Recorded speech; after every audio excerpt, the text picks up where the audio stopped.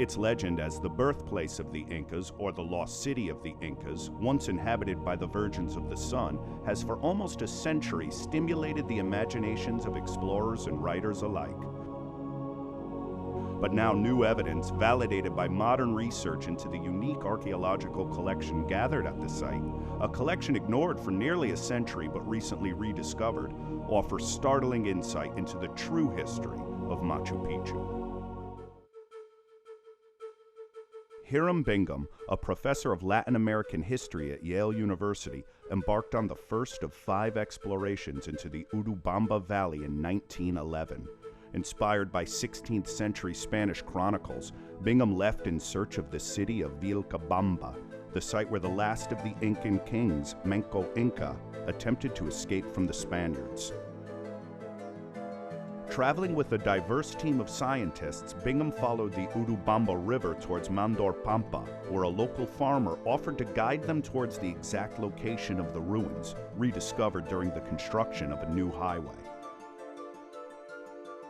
On July 24, 1911, Bingham, along with his expedition team and a military escort from the Peruvian authorities, found the ruins of a majestic city of stone, hidden in weeds and shrouded in a mysterious imperial fog. Much to the surprise of those in the expedition, Bingham and his party encountered 2 families of farmers living on the site. Oblivious to the archaeological value of the land, they had cleared space for crops and emptied parts of the ruins for shelter.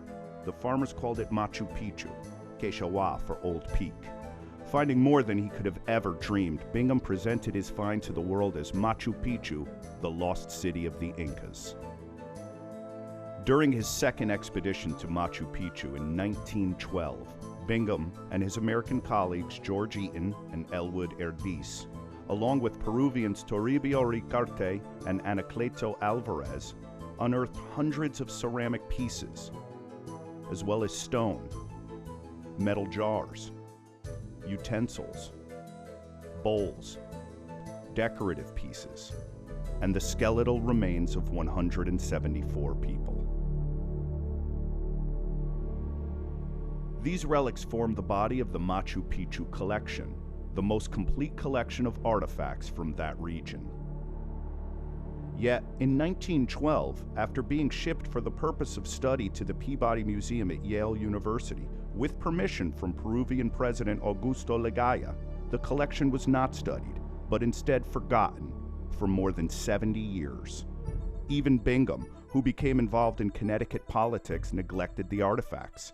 He chronicled his exploration in his 1930 book, The Lost City of the Incas, but never brought to light the complete truth in his findings. It wasn't until the arrival of American archaeologist Richard Berger and Peruvian archaeologist Lucy Salazar at Yale University in the early 80s that this collection was rediscovered. Dr. Pospisil sent me to the basement of Peabody Museum and showed me around where the collections were housed at that time. In the preliminary research I did, I found materials in boxes who were left there from the 1920s when Bingham brought this collection to the university. And still many of the artifacts were wrapped in the local newspapers like the New York Times. Rarely examined or exhibited, it was as if the Machu Picchu collection was being given a second chance to reveal their secrets, offering up ample opportunity for extensive research into Machu Picchu and the Incan culture, as well as some major insight into their history. Insight that would refute 2 of Bingham's main theories that had been widely believed for over 70 years. The first Bingham theory to be disproved was labeling Machu Picchu as the lost city of the Incas, a cornerstone of his book published in 1930. But the research by Berger and Salazar, in collaboration with other experts on Incan civilization, confirmed otherwise.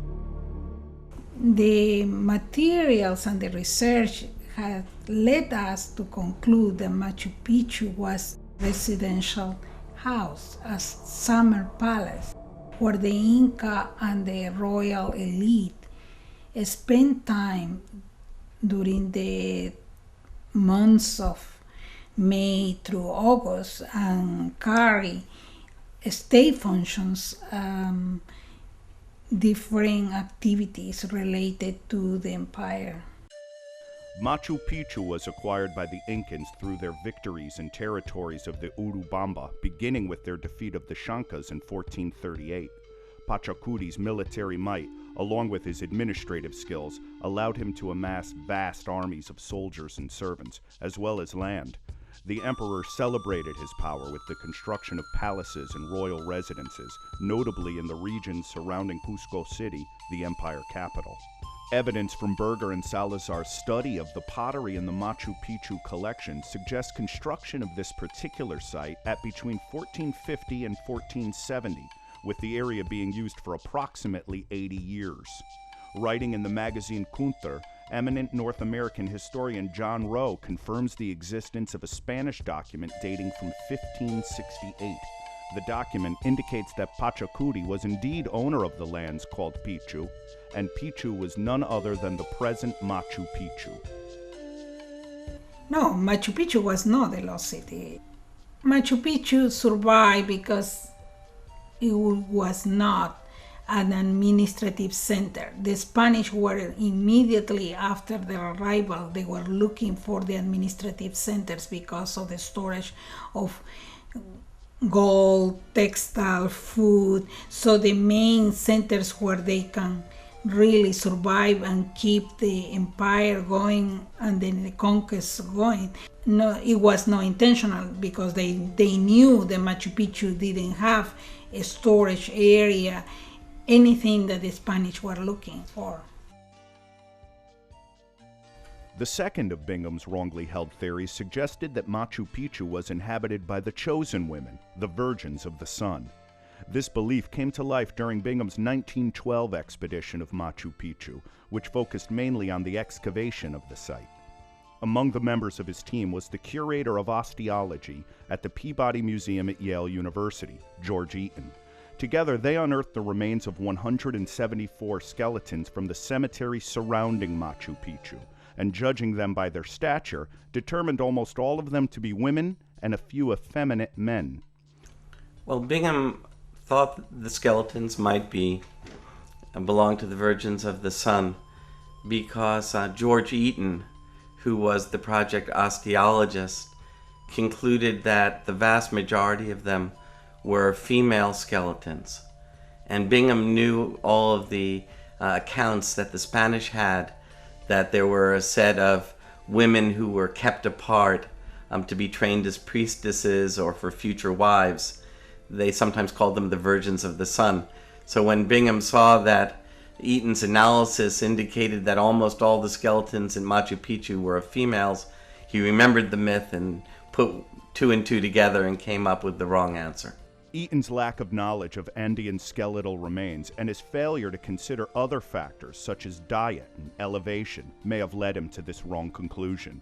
He may have also had an underlying desire to support Bingham's belief that these were the Virgins of the Sun.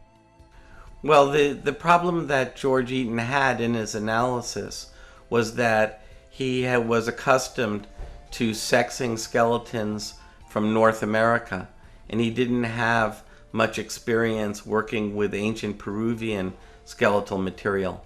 So that when he saw all of these relatively small, fine-boned individuals, he concluded that they were females. You know, now that we have a much more detailed understanding of ancient Peruvian populations, it's possible to sex them much more accurately. In the year 2000, John Verano, a physical anthropologist from Tulane University, made a new analysis of the skeletal material found in the Machu Picchu collection.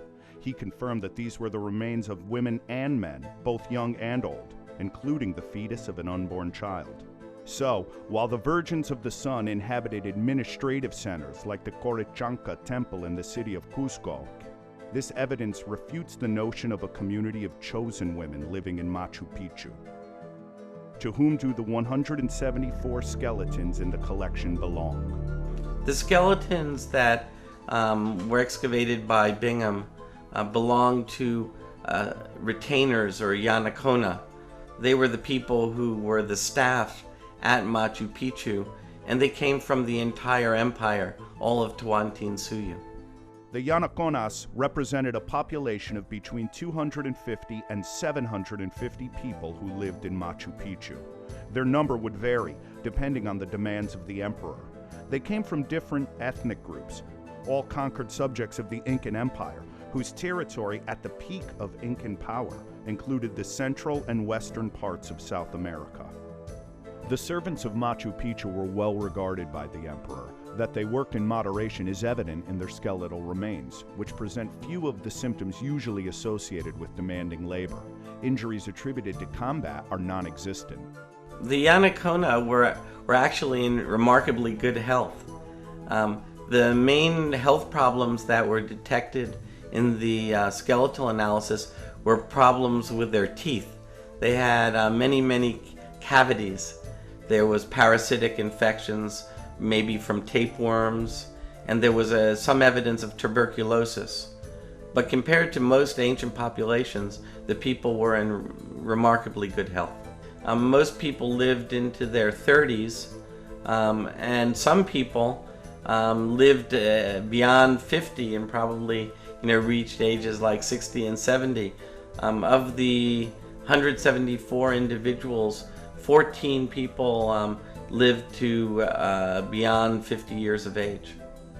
Although the re-examination of the relics from the Machu Picchu collection have brought to light the true history of Machu Picchu, invalidating Bingham's primary claims about the lost city of the Incas inhabited by virgins of the sun, there are still many mysteries that modern technology cannot answer, such as the true meaning of the Intihuatana, a mass of granite carved into a prism shape, located on a small platform next to the Three Windows Temple, an Inca observatory in the citadel of Machu Picchu. Scientists theorize it to be a worship sanctuary where the sun never stops shining, while others believe it to be a solar clock or an external space signal. That the answer may never be known is part of what lures millions of tourists every year, each anxious to give greater credibility to the mystical, esoteric, and spiritual currents that make Machu Picchu one of the most enigmatic places in the world.